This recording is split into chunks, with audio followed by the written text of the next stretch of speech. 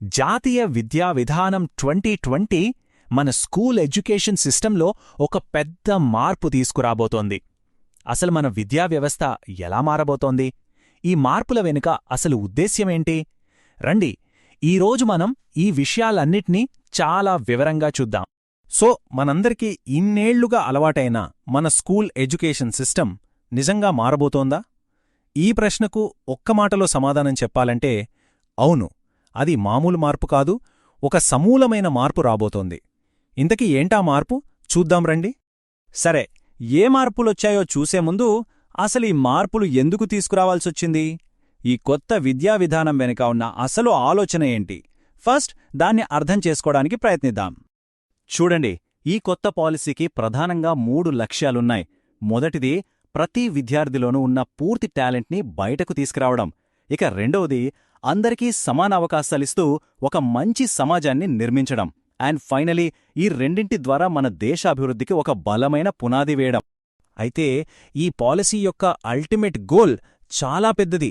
కేవలం మన దేశంలోనే కాదు, ఏకంగా ప్రపంచ వేదికపై భారతదేశాన్ని ఒక నాలెడ్జ్ సూపర్ పవర్గా నిలబెట్టాలన్నది లక్ష్యం. అంటే ఈ ఒక్క మాట చాలు ఈ పాలసీ వెనకున్న విజన్ ఎంత గొప్పదో అర్థం చేసుకోవడానికి. సరే, ఇప్పుడొద్దాం అసలు పాయింట్కి. మనందరికీ బాగా తెలిసిన పాత ఎడ్యుకేషన్ స్ట్రక్చర్కి, ఇప్పుడు రాబోతున్న కొత్త స్ట్రక్చర్కి మధ్య ఉన్న తేడా ఏంటో చూసేద్దాం. ఇదే ఈ కొత్త పాలసీలో వచ్చిన అతిపెద్ద కీలకమైన మార్పు. దశాబ్దాలుగా మనకలవాటైన 10+2 సిస్టమ్ ఇకపై ఉండదు. దాని స్థానంలో 5+3+3+4 అనే కంప్లీట్గా కొత్త నిర్మాణం రాబోతోంది. అసలు ఇంతకీ ఈ 5+3+3+4 అంటే ఏంటి? ఈ నంబర్స్ ఒక స్టూడెంట్ చదువులో ఎలాంటి మార్పులు తీసుకురాబోతున్నాయో ఇప్పుడు మనం విడమర్చి చూద్దాం. ఈ కొత్త స్ట్రక్చర్ ప్రకారం ఒక విద్యార్థి ఎడ్యుకేషనల్ జర్నీని 4 స్టేజెస్గా డివైడ్ చేశారు. అవేంటంటే పునాది దశ అంటే ఫౌండేషనల్ స్టేజ్, ఆ తర్వాత సిద్ధతా దశ అంటే ప్రిపరేటరీ స్టేజ్, మూడోది మధ్య దశ అంటే మిడిల్ స్టేజ్, ఇక చివరిగా ద్వితీయ దశ అదే సెకండరీ స్టేజ్. ఓకే, ఈ 4 దశల్ని ఇంకాస్త సింపుల్గా అర్థం చేసుకోవాలంటే ఏం చేద్దాం? మనం ఒక స్టూడెంట్లా ఆలోచిద్దాం. వాళ్ల ఎడ్యుకేషన్ జర్నీ ఈ కొత్త సిస్టంలో ఎలా ఉంటుందో స్టెప్ బై స్టెప్ చూద్దాం. ఫస్ట్ది ఫౌండేషనల్ స్టేజ్. ఇది 3 నుంచి 8 ఏళ్ల పిల్లల కోసం. ఈ 5 ఏళ్లలో చదువంటే ఆటలు, పాటలు, సరదా కథలు, పుస్తకాల బరువు అస్సలుండదు. అంతా ప్లే బేస్డ్ లెర్నింగ్, యాక్టివిటీస్ ద్వారానే నేర్చుకుంటారు. వాళ్ల క్రియేటివిటీకి ఫుల్ ఫ్రీడమ్ ఇస్తారన్నమాట. దాని తర్వాత వచ్చేది ప్రిపరేటరీ స్టేజ్, అంటే 8 నుంచి 11 ఏళ్ల పిల్లల కోసం. ఇక్కడ కూడా ఆటలు, కొత్త విషయాలు కనుక్కోవడం లాంటివి ఉంటాయి. కాని వాటితో పాటే స్లోగా టెక్స్ట్ బుక్స్ని కూడా పరిచయం చేస్తారు. ప్రాక్టికల్గా నేర్చుకోవడానికి ఇదే ఫస్ట్ స్టెప్ అనుకోవచ్చు. Next middle stage. ఇది 11 నుంచి 14 ఏళ్ల పిల్లల కోసం. ఇక్కడ్నుంచే అసలు సబ్జెక్ట్స్ అంటే మ్యాథ్స్, సైన్స్, సోషల్ లాంటివి సబ్జెక్ట్ ఎక్స్పర్ట్స్ అయిన టీచర్లు చెప్తారు. కేవలం చదవడం మాత్రమే కాదు, చేసి నేర్చుకోవడం అంటే ఎక్స్పీరియన్షియల్ లెర్నింగ్కి ఇక్కడ చాలా ఇంపార్టెన్స్ ఇస్తారు. ఫైనల్గా వచ్చేది సెకండరీ స్టేజ్, 14 నుంచి 18 ఏండ్ల పిల్లల కోసం. ఇది చాలా చాలా ఇంపార్టెంట్ స్టేజ్. ఎందుకంటే ఇక్కడ స్టూడెంట్స్కి ఫుల్ ఫ్రీడమ్ ఉంటుంది. ఫిజిక్స్తో పాటు మ్యూజిక్, కెమిస్ట్రీతో పాటు ఫ్యాషన్ డిజైనింగ్, ఇలా తమకు ఇష్టమైన సబ్జెక్టుల కాంబినేషన్ని వాళ్లే ఎంచుకోవచ్చు. ఆర్ట్స్, సైన్స్, కామర్స్ అనే గీతలు ఇక్కడ పూర్తిగా చెరిగిపోతాయి. సో చూశారు కదా, ఈ 5+3+3+4 అనేది కేవలం నంబర్లను మార్చడం మాత్రమే కాదు, ఇది మన ఫ్యూచర్ జనరేషన్స్ని రాబోయే ప్రపంచానికి సిద్ధం చేయడానికి వేసిన ఒక పర్ఫెక్ట్ ప్లాన్. అయితే ఇక్కడ మనం ఒక ముఖ్యమైన విషయం గుర్తుపెట్టుకోవాలి. ఈ 5+3+3+4 స్ట్రక్చర్ అనేది ఒక పెద్ద చిత్రంలో చిన్న భాగం మాత్రమే. మల్టీడిసిప్లినరీ ఎడ్యుకేషన్, మల్టీలింగ్వల్ అప్రోచ్, అందరికీ సమాన అవకాశాలు, ఇలాంటి ఈ పాలసీలోని ఇతర కీలకమైన అంశాలకి ఇదొక బలమైన పునాదిగా పనిచేస్తుంది. చివరగా అసలు ఈ మార్పు ఎందుకు ఇంత అవసరమో చెప్పే ఒక నెంబర్ చెప్తాను. మన దేశంలో దాదాపు 5 కోట్ల మంది ప్రాథమిక పాఠశాల పిల్లలకు కనీసం చదవడం, చిన్న చిన్న లెక్కలు చేయడం కూడా రాదు. 5 కోట్లు, అది చాలా పెద్ద సంఖ్య. అవును, ఈ నెంబర్ వింటేనే షాక్ కొడుతుంది. అంటే మన విద్యావ్యవస్థ అనే ఓడ ఇంజిన్లోనే ఏదో పెద్ద సమస్య ఉందని అర్థం. ఈ విధానం ఆ ఇంజిన్ను ఎలా బాగు చేయాలనుకుంటోంది? ముందుగా ఈ ఇంజిన్ రూమ్ గురించి, అంటే ప్రారంభ బాల్య సంరక్షణ మరియు విద్య గురించి మాట్లాడుకుందాం. అసలింత చిన్న వయసులోనే చదువు పునాదులు అంత బలంగా ఉండటం ఎందుకంత ముఖ్యమంటారు? ఇక్కడే అసలు విషయముంది. శాస్త్రీయంగా చూస్తే ఒక మనిషి మెదడులో 85% అభివృద్ధి 6 సంవత్సరాల వయసులోపే జరిగిపోతుంది. 85%? అవును, 85%. అంటే ఆ వయసులో వాళ్ల మెదడు ఒక స్పాంజ్ లాంటిదనమాట. ఏది చెప్పినా పీల్చుకుంటుంది. అందుకే ఈ విధానం 3 నుంచి 6 ఏళ్ల పిల్లలకు నాణ్యమైన విద్యను అందించడంపై విపరీతంగా దృష్టి పెడుతోంది. ఇది భవిష్యత్తుకు పునాది లాంటిది. అంటే ఇప్పటిలాగా బలవంతంగా కూర్చోబెట్టి అక్షరాలు దిద్దించడం ఆ పద్ధతి కాదు. మ్మ్, పద్యాలు బట్టి పట్టించడం కాకుండా వాళ్ళు నేర్చుకునే పద్ధతిలోనే మార్పు తేవాలనంటున్నారా? ఖచ్చితంగా. ఇది కేవలం అక్షరాలు, అంకెలు నేర్పించడం గురించి కాదు. వాళ్ల ఆలోచనా విధానాన్ని తీర్చిదిద్దడం గురించి.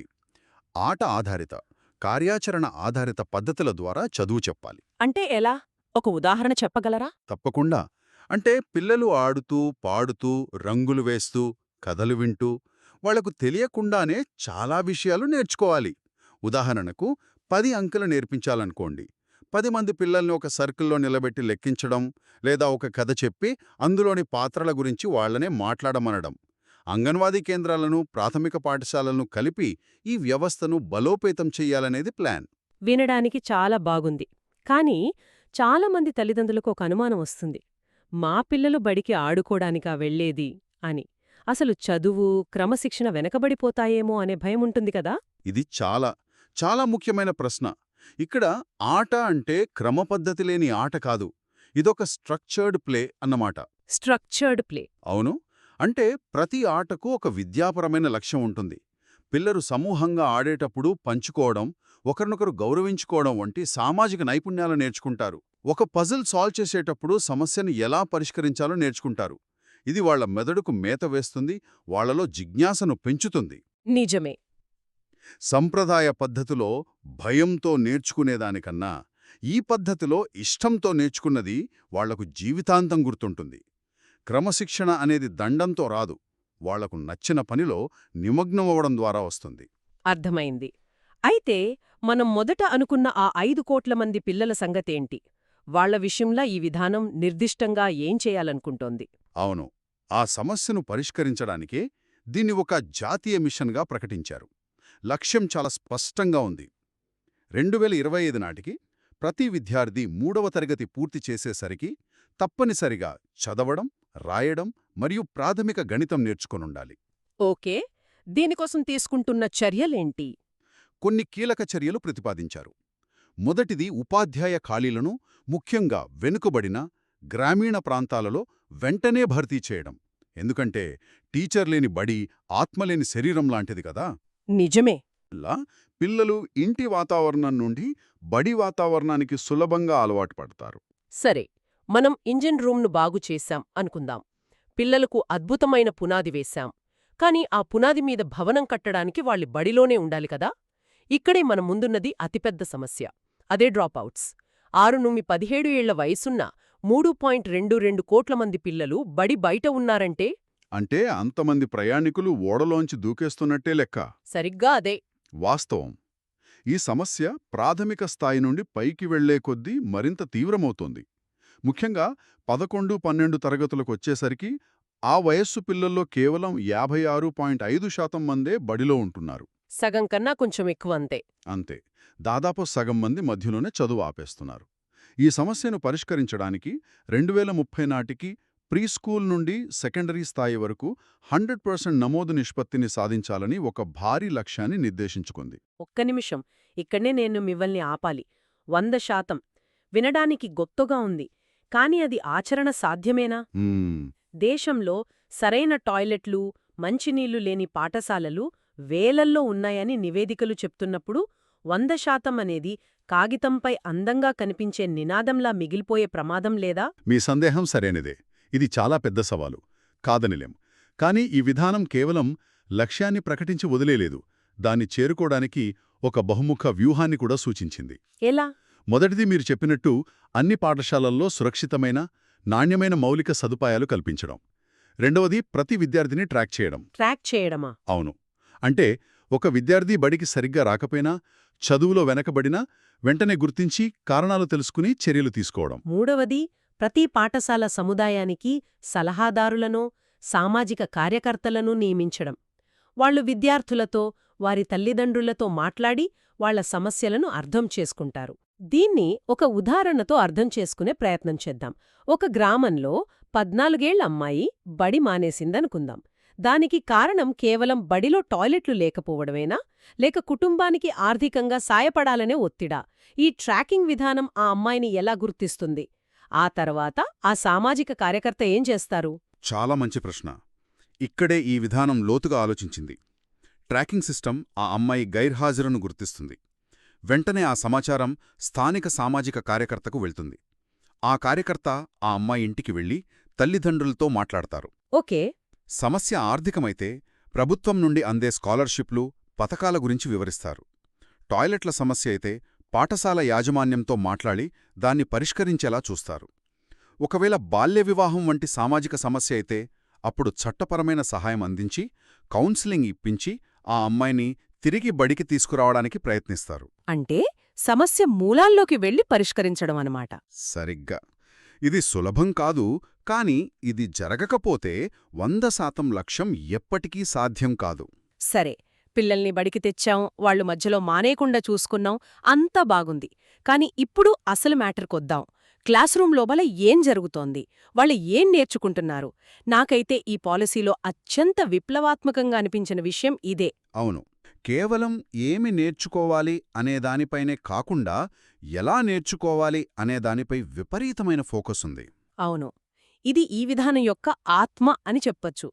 ఇన్నాళ్లు మన విద్యావ్యవస్థలో ఉన్న బట్టి విధానానికి స్వస్తి చెప్పి అనుభవజ్ఞాన అభ్యాసం అంటే ఎక్స్పీరియన్షియల్ లెర్నింగ్ మీద దృష్టి పెట్టింది. ఎక్స్పీరియన్షియల్ లెర్నింగ్ అంటే పుస్తకాల్లో చదివిన దానికి నిజ జీవితానికి మధ్య ఉన్న అగాధాన్ని పూడ్చడం. కేవలం సమాచారాన్ని మెదడులో నింపుకోవడం కాదు, దాన్ని ఎలా ఉపయోగించాలో నేర్చుకోవడం. అంటే కళలు, క్రీడలు లాంటివి కూడా చదువులో భాగమవుతాయా? వాటిని కేవలం అదనపు కార్యకలాపాలుగా కాకుండా పాఠ్యాంశంలోనే కలుపుతారా? ఖచ్చితంగా. ఉదాహరణకు మొఘల్ సామ్రాజ్యం గురించి పాఠం చెప్పేటప్పుడు దానిపై ఒక చిన్న నాటకం వేయించడం. మొక్కల గురించి నేర్చుకునేటప్పుడు పాఠశాల తోటలో స్వయంగా మొక్కలు నాటించడం. భలే ఉంది. గణితంలోని కోణాల గురించి నేర్చుకోవడానికి క్రీడలను, యోగాను ఉపయోగించడం. దీన్నే కళలతో, క్రీడలతో అనుసంధానం చేయడం అంటారు. దీనివల్ల విద్యార్థులు కేవలం ఉపాధ్యాయుడు చెప్పింది వినడమే కాకుండా స్వయంగా ప్రశ్నలడిగి, అన్వేషించి నేర్చుకుంటారు. అప్పుడు నేర్చుకున్నది మెదడులో ముద్రించుకుపోతుంది. పాఠ్యాంశాలలో కూడా కీలకమైన మార్పులు కనిపిస్తున్నాయి. ముఖ్యంగా భాషా విధానం, సబ్జెక్టుల ఎంపిక గురించి చాలా చర్చ జరుగుతోంది. దాని గురించి కాస్త విడమర్చి చెప్పండి. ఇందులో 2 ముఖ్యమైన, విప్లవాత్మకమైన మార్పులున్నాయి. మొదటిది బహుభాషా విధానం. కనీసం 5వ తరగతి వరకు, వీలైతే 8వ తరగతి వరకు బోధన మాతృభాష లేదా స్థానిక భాషలోనే జరగాలని ఈ విధానం గట్టిగా సిఫార్సు చేస్తోంది. దీని వెనుక కారణమేంటి? దీని వెనుక ఉన్న శాస్త్రీయ కారణమేంటంటే, పిల్లలు తమకు బాగా తెలిసిన భాషలో విషయాలను సులభంగా, లోతుగా అర్థం చేసుకోగలరు. అలాగే 3 భాషల సూత్రాన్ని అనుసరించాలని కూడా చెబుతుంది. ఇక రెండో మార్పు గురించి చెప్పండి. సైన్స్, ఆర్ట్స్, కామర్స్ అనే గీతలు చెరిపేయడం గురించి. అంటే భవిష్యత్తులో ఒక విద్యార్థి భౌతిక శాస్త్రంతో పాటు సంగీతాన్ని కూడా ప్రధాన సబ్జెక్టుగా చదవచ్చా? అవును. లేదా కెమిస్ట్రీతో పాటు ఫ్యాషన్ డిజైనింగ్ నేర్చుకోవచ్చా? అవును, సరిగ్గాదే. ఇది ఈ విధానంలోని అత్యంత సాహసోపేతమైన అడుగు. ఇన్నాళ్లు మన విద్యావ్యవస్థ ఒక ఫ్యాక్టరీలా పనిచేసింది. సైన్స్ విద్యార్థులు, ఆర్ట్స్ విద్యార్థులు అని వేర్వేరు ప్రొడక్షన్ లైన్లో.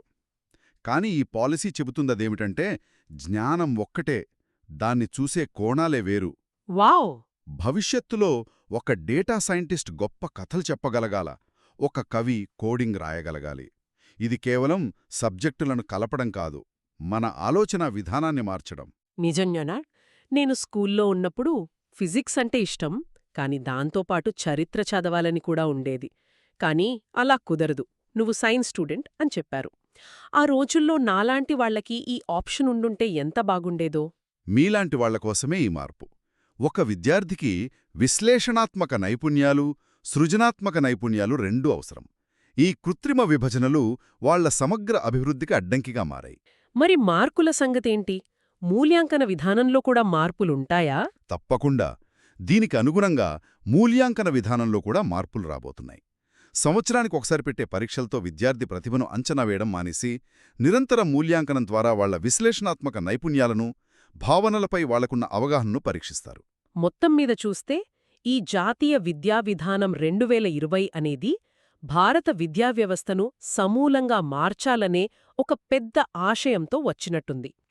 ఓడ ఇంజిన్ను బాగుచేయడం, ప్రయాణికులు మధ్యలో దిగిపోకుండా చూడడం మరియు వాళ్లు చేరబోయే గమ్యాన్నే మార్చేయడం, ఇది దీని సారాంశం అనిపిస్తోంది. అవును, ఆశయాలు, లక్ష్యాలు చాలా గొప్పగా ఉన్నాయి.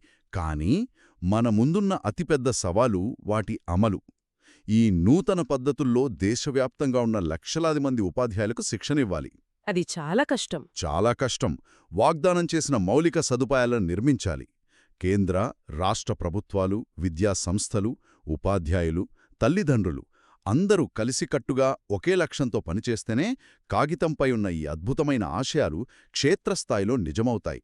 ఆ సమన్వయమే అసలైన పరీక్ష. ముందుగా సిస్టమ్కి గుండెలాంటి టీచర్లతో మొదలుపెడదామా? ఈ పత్రాల్లో ఉపాధ్యాయులకు గౌరవం, స్వేచ్ఛ ఇవ్వాలని, వాళ్ల స్కిల్స్ పెంచాలని పదే పదే రాశారు. అది చాలా ముఖ్యమైన పాయింట్. ఇక్కడ వీళ్లు ప్రతిపాదించిన ఒక పెద్ద మార్పేంటంటే టీచర్ ట్రైనింగ్కు సంబంధించింది. ఇప్పుడున్న 2 ఏళ్ల బీఈడీ కాకుండా 4 ఏళ్ల ఇంటిగ్రేటెడ్ బీఈడీ కోర్సునే తీసుకురావాలని చూస్తున్నారు. ఒక్క నిమిషం. అంటే ఇంటర్ తర్వాత నేరుగా టీచింగును కెరీర్గా ఎంచుకున్న వాళ్ళు ఈ కోర్సులో చేరతారన్నమాట. ప్రస్తుతం డిగ్రీ అయ్యాక చాలామంది వేరే ఆప్షన్ లేక బీఈడీ చేస్తున్నారు కదా. ఖచ్చితంగా. ఆ సమస్యకే ఇదొక పరిష్కారం లాంటిది. బోధనపై నిజమైన ఆసక్తి, అంకితభావం ఉన్నవాళ్లను మొదటినుంచే తయారు చేయాలనేది దీని వెనుక ఉన్న ఆలోచన. అంతేకాదు, ఈ ట్రైనింగ్కు కూడా మెరిట్ ఆధారంగానే అడ్మిషన్లివ్వాలని చాలా స్పష్టంగా చెప్పారు. అంటే టీచర్ల క్వాలిటీని ఫిల్టర్ చేయటం మొదటి అడుగనమాట. ఇది టీచింగ్ ప్రొఫెషన్కు ఒక రకమైన గౌరవాన్ని తిరిగి తీసుకొస్తోంది. నిజమే. సరే, టీచర్ల క్వాలిటీ పెంచటం మొదటి ప్రాధాన్యత అంటున్నారు. బావుంది. మరి స్టూడెంట్స్ సంగతేంటి?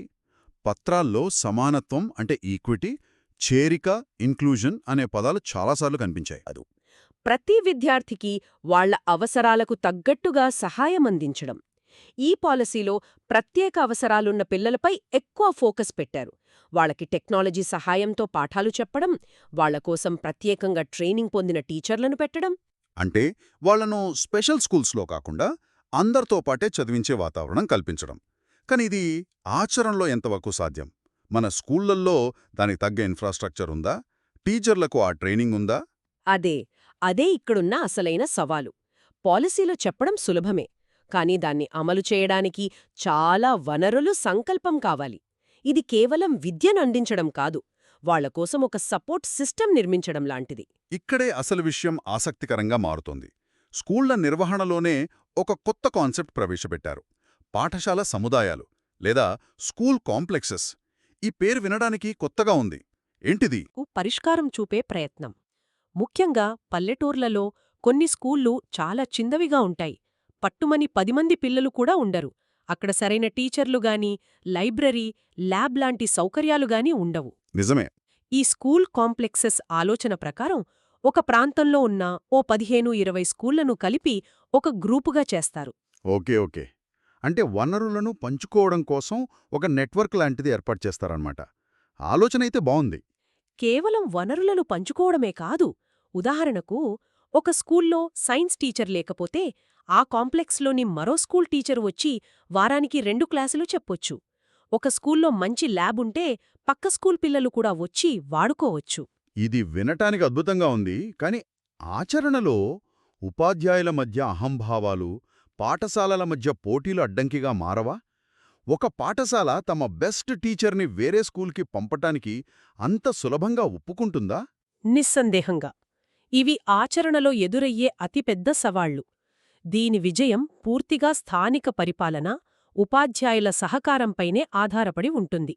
కాని చిన్న పాఠశాలలను మూసివేయకుండా వాటిని బలోపేతం చేయడానికి ఇది ఒక ఆచరణాత్మక మార్గం. సరే, పాఠశాలా స్థాయిలో ఇవన్నీ ఓకే. కానీ విద్యార్థులు చివరికి చేరేది ఉన్నత విద్యకే కదా. మరి ఉన్నత విద్యను ఈ విధానం ఎలా మార్చబోతోంది? ఉన్నత విద్యలో కూడా చాలా పెద్ద లక్ష్యాలనే నిర్దేశించారు. అందులో ఒకటి 2030 నాటికి ఉన్నత విద్యలో స్థూల నమోదు నిష్పత్తిని అంటే గ్రాస్ ఎన్రోల్మెంట్ రేషియో జీఈఆర్ని 50% చేర్చాలి. 50%? జీఈఆర్? అంటే ఉన్నత విద్యకు అర్హత ఉన్న ప్రతి ఇద్దరిలో ఒకరు కాలేజీలో ఉండాలి. ప్రస్తుతం ఇది 27% దగ్గరుంది కదా, అంటే దాదాపు రెట్టింపు చేయాలి. ఇది చాలా పెద్ద లక్ష్యం. ఇంతమందికి సరిపడా కాలేజీలు, క్వాలిటీ టీచర్లు ఎక్కడ్నుంచొస్తారు? అదే $1 మిలియన్ ప్రశ్న. ఈ లక్ష్యం వెనుక ఉన్న పెద్ద ఆలోచన ఏంటంటే భారతదేశాన్ని ఒక గ్లోబల్ నాలెడ్జ్ హబ్గా మార్చడం. దీనికోసం విదేశీ విద్యార్థులను ఆకర్షించడం, మన యూనివర్సిటీలను ప్రపంచ స్థాయికి తీసుకెళ్లడం, ఇంకా టాప్ 100 విదేశీ యూనివర్సిటీలను మన దేశంలో క్యాంపస్లు పెట్టేందుకు అనుమతించడం ఇలాంటివి ప్రతిపాదించారు. సరే, విద్యార్థుల కోసం ప్రతిపాదించిన మార్పులలో నాకు బాగా నచ్చిన కాన్సెప్ట్ ఒకటుంది. అదే బహుళశాస్త్ర విద్యా విధానం, మల్టీడిసిప్లినరీ ఎడ్యుకేషన్. అంటే ఆర్ట్స్, సైన్స్, కామర్స్ లాంటి కఠినమైన గోడలుండవన్నమాట. ఖచ్చితంగా ఇది ఉన్నత విద్యలో రాబోతున్న అతిపెద్ద, అత్యంత సానుకూలమైన మార్పు అని నేననుకుంటున్నాను. విద్యార్థులు తమకు నచ్చిన సబ్జెక్టును వేరువేరు విభాగాల నుండి ఎంచుకోవచ్చు. ఒక్క నిమిషం. అంటే నేను కాలేజీలో ఉన్నప్పుడు ఇంజనీరింగ్తో పాటు ఫిలాసఫీ కూడా చదివే అవకాశం ఉండేదన్నమాట. ఇది నిజంగా అద్భుతం. దీనివల్ల విద్యార్థుల ఆలోచనా పరిధి ఎంతగా విస్తరిస్తుందో. సరిగ్గా ఇదే సృజనాత్మకతను పెంచుతుంది. ఆలోచించండి, డేటా సైన్స్ చదివే విద్యార్థి సైకాలజీ కూడా చదివితే వినియోగదారుల ప్రవర్తనను ఎంత బాగా అర్థం చేసుకోగలడో. నిజమే. చరిత్ర చదివే విద్యార్థి ఆర్టిఫిషియల్ ఇంటెలిజెన్స్ గురించి నేర్చుకుంటే చారిత్రక డేటాను విశ్లేషించడానికి కొత్త మార్గాలను కనిపెట్టగలడు. ఇది మన సమస్యలను చూసే దృక్పథాన్నే మార్చేస్తుంది. మరి పరిశోధనల మాటేమిటి? ఒక దేశం జ్ఞాన కేంద్రంగా మారాలంటే రీసెర్చ్ చాలా ముఖ్యం కదా? అవును. దానికోసమే నేషనల్ రీసెర్చ్ ఫౌండేషన్ లేదా ఎన్ఆర్ఎఫ్ అనే ఒక స్వతంత్ర సంస్థను ఏర్పాటు చేయాలని ప్రతిపాదించారు. దీని ముఖ్య ఉద్దేశ్యం దేశంలోని అన్ని యూనివర్సిటీలలో, అన్ని సబ్జెక్టులలో పరిశోధనకు నిధులు సమకూర్చడం. ఇప్పటివరకు రీసెర్చ్ ఫండింగ్ ఎక్కువగా సైన్స్, టెక్నాలజీ సంస్థలకే పరిమితమైంది. అవును. కానీ ఎన్ఆర్ఎఫ్ ద్వారా సోషల్ సైన్సెస్, ఆర్ట్స్, హ్యుమానిటీస్లో కూడా పరిశోధనను ప్రోత్సహించాలని లక్ష్యంగా పెట్టుకున్నారు. అంటే ఒకవైపు విద్యార్థులకు ఫ్లెక్సిబిలిటీ, మరోవైపు పరిశోధనకు ప్రోత్సాహం. అంతా బాగానే ఉంది కాని ఇన్ని వేల కాలేజీలను, యూనివర్సిటీలను ఎవరు నియంత్రిస్తారు? ప్రస్తుతం యూజీసీ, ఏఐసీటీఈ లాంటి చాలా సంస్థలున్నాయి. వాటితో చాలా గందరగోళం ఉంది. ఆ సమస్యను పరిష్కరించడానికే నియంత్రణ వ్యవస్థను కూడా సరళీకరించాలని చూస్తున్నారు. మెడికల్, లీగల్ ఎడ్యుకేషన్ మినహా మిగతా ఉన్నత విద్యా సంస్థలన్నింటికీ higher education commission of India లేదా హెచ్ఈసిఐ అనే ఒకే ఒక రెగ్యులేటరీ బాడీని ఏర్పాటు చేయాలని ప్రతిపాదించారు. ఓ, అంటే ఇవన్నీ పోయి ఒకటే వస్తుందన్నమాట. అవును. దీనివల్ల పర్యవేక్షణ సులభమవుతుంది. సంస్థలకు ఎక్కువ స్వయం ప్రతిపత్తి ఇస్తూనే నాణ్యత విషయంలో జవాబుదారీతనాన్ని నిర్ధారించాలనేది ఆలోచన. ఇక అందరికీ ముఖ్యమైన విషయానికి వద్దాం. చదువుకు, ఉద్యోగానికి మధ్య సంబంధం. చాలామంది విద్యార్థులు, తల్లిదండ్రులు ఆందోళన చెందేని దీని గురించే. డిగ్రీలు చేతిలో ఉంటున్నాయి గానీ ఉద్యోగాలు రావడం లేదనేది ఒక పెద్ద సమస్య. దీన్నెలా పరిష్కరిస్తారు? ఇది చాలా కీలకమైన అంశం. ఈ పాలసీ వృత్తి విద్య అంటే వొకేషనల్ ఎడ్యుకేషన్కు చాలా ప్రాధాన్యత ఇచ్చింది. ఇప్పటివరకు వొకేషనల్ ఎడ్యుకేషన్ అంటే చదువులో వెనుకబడిన వాళ్లకోసమే అనే ఒక చిన్న చూపు ఉండేది కదా. అవును, నిజమే. కాని ఈ పాలసీ దాన్ని మార్చాలని చూస్తోంది. 6వ తరగతి నుంచే విద్యార్థులకు వృత్తి విద్యను పరిచయం చేయాలని సూచించింది. 6వ తరగతి నుంచేనా? అంటే వాళ్ళకేం నేర్పిస్తారు? కార్పెంట్రీ, ఎలక్ట్రికల్ వర్క్, గార్డెనింగ్, కుండల్ చేయటం లాంటివి. స్థానికంగా ఉండే నిపుణుల దగ్గర ఇంటర్న్షిప్పులు కూడా చేయిస్తారు. దీని ఉద్దేశ్యం వాళ్లను ఆ పనులు చేసేవారిగా మార్చాలని కాదు, ప్రతి పనికి ఒక గౌరవముందని, శ్రమ విలువను తెలియజేయటం. ఇది వినడానికి చాలా బావుంది. చదువు పూర్తయ్యేసరికి విద్యార్థికి కేవలం సర్టిఫికెట్ మాత్రమే కాకుండా చేతిలో ఒక నైపుణ్యం కూడా ఉంటుంది. మరి ఉన్నత విద్యలో పరిశ్రమలతో అనుసంధానమెలా? ఉన్నత విద్యలో కూడా ఇండస్ట్రీ, అకాడమియా భాగస్వామ్యాన్ని బలోపేతం చేయాలని స్పష్టంగా చెప్పారు. ఇంటర్న్షిప్లను తప్పనిసరి చేయటం, పరిశ్రమల అవసరాలకు తగ్గట్టుగా కోర్సులను డిజైన్ చేయటం ఇలాంటివి చాలా ఉన్నాయి. దీనివల్ల కంపెనీలకు కావలసిన స్కిల్స్ విద్యార్థులకు కాలేజ్లోనే లభిస్తాయన్నమాట. కాబట్టి వీటన్నింటినీ కలిపి చూస్తే టీచర్ల క్వాలిటీ పెంచడం, స్కూల్ లెవెల్లో వనరుల కొరతను అధిగమించడం, కాలేజీలో విద్యార్థులకు తమకు నచ్చినవి చదువుకునే స్వేచ్ఛను ఇవ్వడం, చదువును నిజజీవిత నైపుణ్యాలతో ముడిపెట్టడం ఇవన్నీ ఈ విధానం యొక్క ప్రధాన లక్ష్యాలుగా కనిపిస్తున్నాయి. సరిగ్గా చెప్పారు. ఇది విడివిడి సంస్కరణల సమాహారం కాదు, మొత్తం విద్యా వ్యవస్థను ఒకేసారి సమూలంగా మార్చాలనే ఒక సమగ్రమైన ప్రయత్నం. అందుకే దీన్ని కొందరు విప్లవాత్మకమంటున్నారు. అయితే మనం మొదట అడిగిన ప్రశ్నకు వద్దాం. ఇది నిజంగా ఆచరణ సాధ్యమైన విప్లవమా లేక అందమైన కలల పత్రమా? ఇన్ని మార్పులను అమలు చేయడానికి కావలసిన నిధులు, రాజకీయ సంకల్పం మన దగ్గర ఉన్నాయా?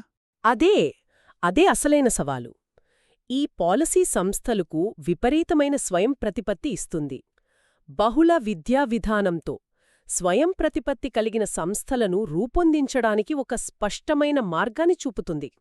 అయితే స్వేచ్ఛతో పాటు జవాబుదారీతనం కూడా ఉండాలి కదా. లేకపోతే కొన్ని సంస్థలు దీని దుర్వినియోగం చేసే ప్రమాదం ఉంది. నాణ్యత పడిపోవచ్చు. సరిగ్గా అదే నా ప్రశ్న కూడా. భవిష్యత్తులో మనం ఎదుర్కోబోయే ఒక ముఖ్యమైన ప్రశ్న ఇదే. ఈ సంస్థలు కొత్తగా పొందిన స్వయం ప్రతిపత్తిని దేశంలోని విస్తారమైన విభిన్న విద్యార్థి జనాభాకు నాణ్యత మరియు సమానత్వాన్ని అందించడానికి అవసరమైన జవాబుదారీతనంతో ఎలా సమతుల్యం చేస్తాయి? అంటే ఒక విద్యాసంస్థ సృజనాత్మకంగా, సరళంగా ఉంటూనే అదే సమయంలో నమ్మకమైన ప్రమాణాలను ఎలా నిలబెడుతుంది? ఈ రెండింటి మధ్య సరైన బ్యాలెన్స్ సాధించడంలోనే ఈ పాలసీ యొక్క నిజమైన విజయం ఆధారపడి ఉంటుంది. చదువు అంటే కేవలం సైన్స్, మ్యాథ్స్, సోషల్ మాత్రమే కాదు అని చాలా బలంగా చెప్పడం. అవును. ముఖ్యంగా వృత్తి విద్యకు, అంటే స్కిల్ బేస్డ్ ఎడ్యుకేషన్కు చాలా ప్రాధాన్యత ఇచ్చారు. వినడానికి చాలా బావుంది. కానీ డిగ్రీలకే విలువ ఇచ్చే మన సమాజంలో మీ అబ్బాయిని ప్లంబింగ్ నేర్చుకోమంటే తల్లిదండ్రులు ఒప్పుకుంటారా? ఇది చాలా చాలా ముఖ్యమైన ప్రశ్న. ఇక్కడే ఈ విధానం ఒక సామాజిక మార్పుని కోరుకుంటోంది.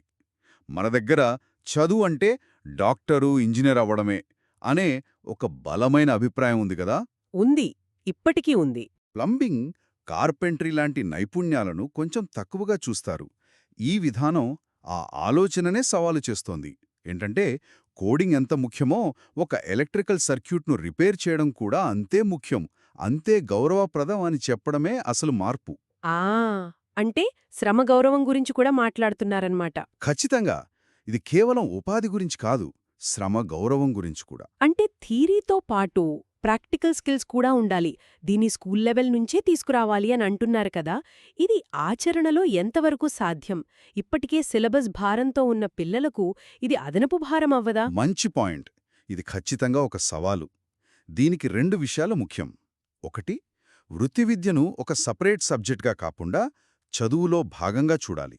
ఉదాహరణకు ఫిజిక్స్లో కరెంటు గురించి నేర్చుకునేటప్పుడు ఒక చిన్న సర్క్యూట్ని ఎలా తయారు చేయాలో నేర్చుకోవడం అదనపు భారం కాదు, అది పాఠాన్ని ఇంకా బాగా అర్థం చేసుకోవడానికి హెల్ప్ చేస్తుంది. ఓకే. ఇక రెండోది పరిశ్రమల భాగస్వామ్యం. దీనికోసం ప్రభుత్వం లోకల్ ఇండస్ట్రీస్తో స్కూల్స్ని కనెక్ట్ చేయాలని సూచిస్తోంది.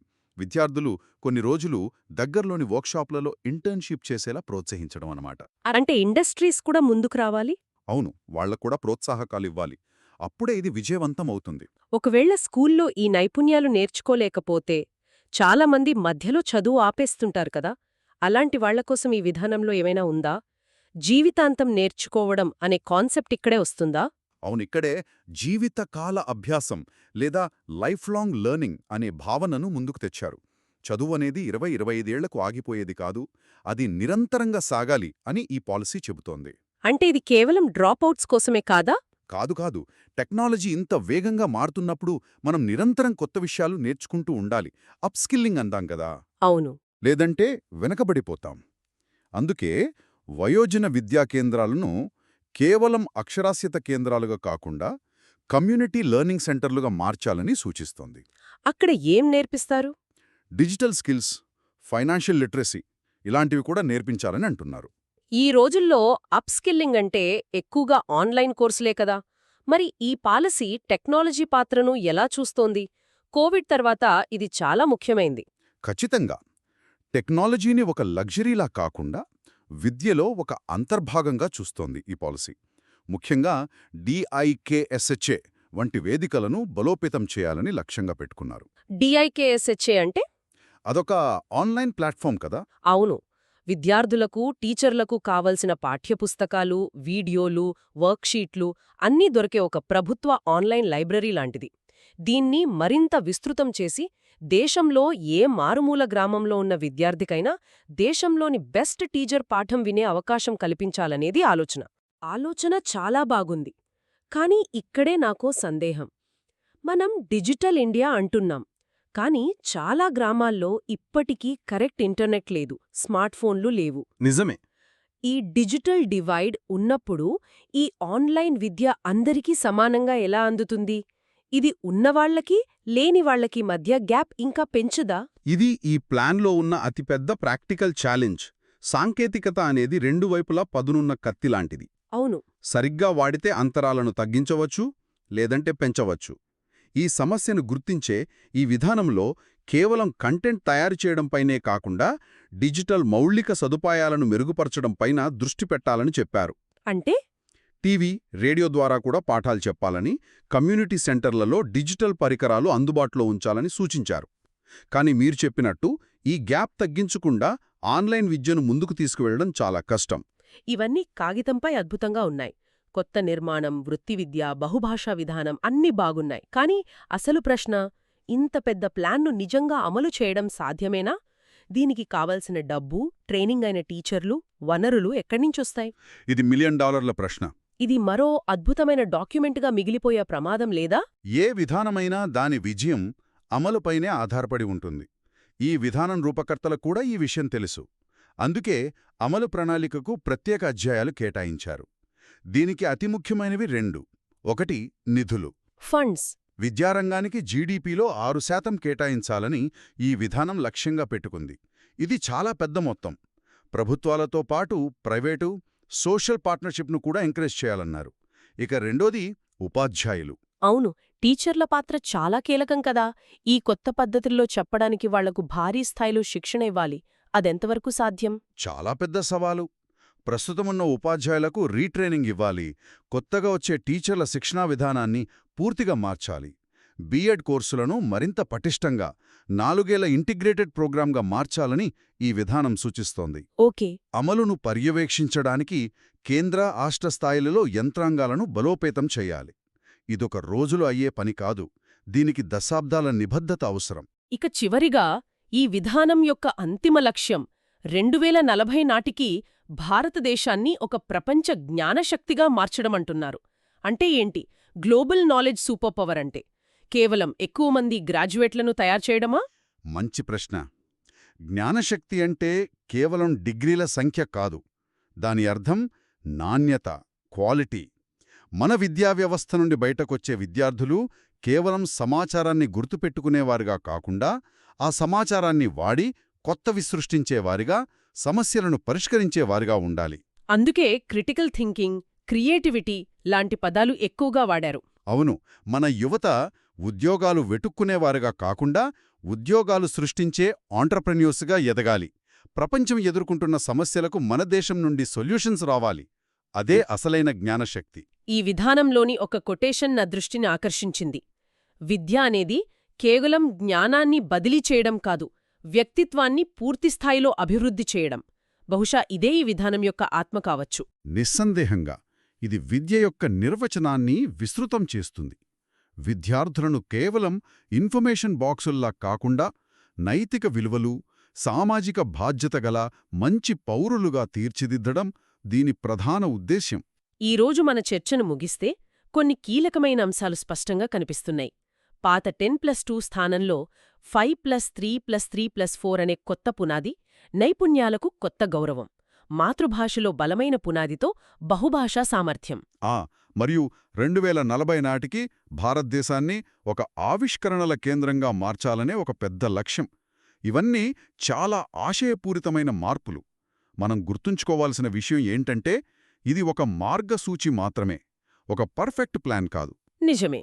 దీని విజయం ప్రభుత్వాలు, విద్యా సంస్థలు, ఉపాధ్యాయులు మరియు మన సమాజం అందరి సమన్వయంతో కూడిన నిరంతర కృషిపై ఆధారపడి ఉంటుంది.